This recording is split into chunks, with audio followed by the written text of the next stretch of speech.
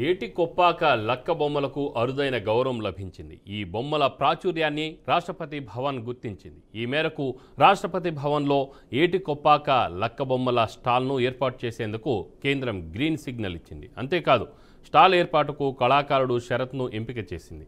అనకాపల్లి జిల్లా యలమంచిలి మండలం ఏటి కొప్పాక గ్రామం ఉంది. 7 దశాబ్దాల క్రితం గ్రామంలో 4 విశ్వకర్మ కుటుంబాలు ఉండేవి. అయితే జీవనోపాధి కోసం లక్క బొమ్మలను తయారు చేయడం మొదలుపెట్టాయి. అలా ప్రారంభమైన ఈ బొమ్మల ప్రస్థానం ఇప్పుడు ప్రపంచం మొత్తం గుర్తింపు తెచ్చుకుంది.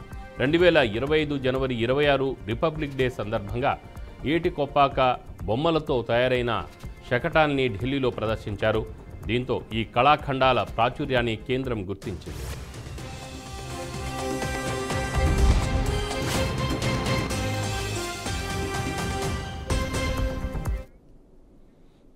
దీనిపై మరింత సమాచారం విశాఖపట్నం ప్రతినిధి రాజు ఫోన్ లైన్లో అందిస్తారు. రాజు.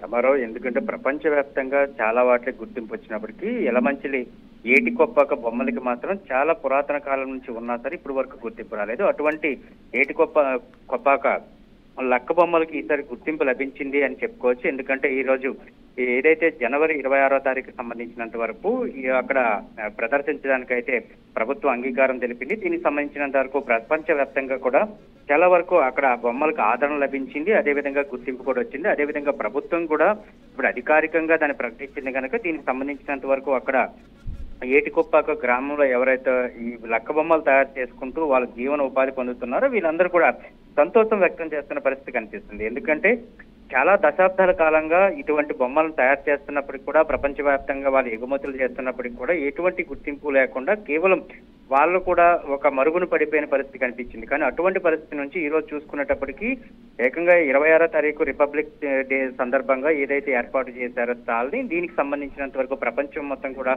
గుర్తింపు లభించింది. అదేవిధంగా దేశం మొత్తం కూడా అటువైపు చూస్తున్న పరిస్థితి కనిపిస్తుంది కనుక ఈ నేపథ్యంలోనే వాళ్ళందరూ కూడా సంతోషం వ్యక్తం చేస్తున్నారు. అదేవిధంగా వాళ్ళ ఆర్థిక స్థితిగతులను కూడా ఒకసారి మనం చూసుకునేటప్పటికి చాలా వరకు కూడా ఇప్పటి వరకు ఇబ్బందులు పడిన పరిస్థితి కనిపిస్తుంది. ఎందుకంటే లక్క బొమ్మ అంటే అది తయారు చేయడానికి పడిన పాటలు కానీ లేకపోతే అది తయారీ విధానం కానీ దాంతోపాటు దాన్ని ఎక్స్పోర్ట్ చేయడానికైనా లేకపోతే బయటకు సేల్ చేయడానికైనా ఇప్పటి వరకు కాస్త ఇబ్బందులు తలెత్తిన పరిస్థితి ఉంది కనుక అటువంటి వాటిపైన కూడా ప్రభుత్వాలు దృష్టి సారించినట్లయితే మాత్రం ఆ లక్క బొమ్మలపై ఆధారపడి జీవిస్తున్న కుటుంబాలన్నిటికీ కూడా జీవనోపాధి కల్పించే విధంగా ఉంటుంది. అదేవిధంగా వాళ్ళందరికీ కూడా జీవన విధానం మెరుగుపడటం వల్ల లక్క బొమ్మలకు మళ్ళీ పూర్వ వైభవం వస్తుందంటూ కూడా వాళ్ళంతా కూడా సంతోషం వ్యక్తం చేస్తున్న పరిస్థితి కనిపిస్తుంది. రాష్ట్ర ప్రభుత్వానికి అదేవిధంగా కేంద్ర ప్రభుత్వానికి ఇతరులకు కూడా ధన్యవాదాలు తెలియజేస్తున్న పరిస్థితి అయితే ఆ గ్రామస్తులు చెప్తున్నారు.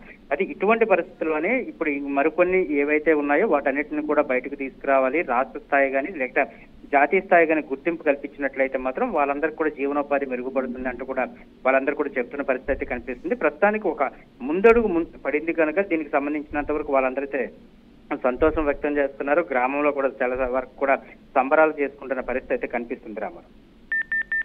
Right, thank you Raju.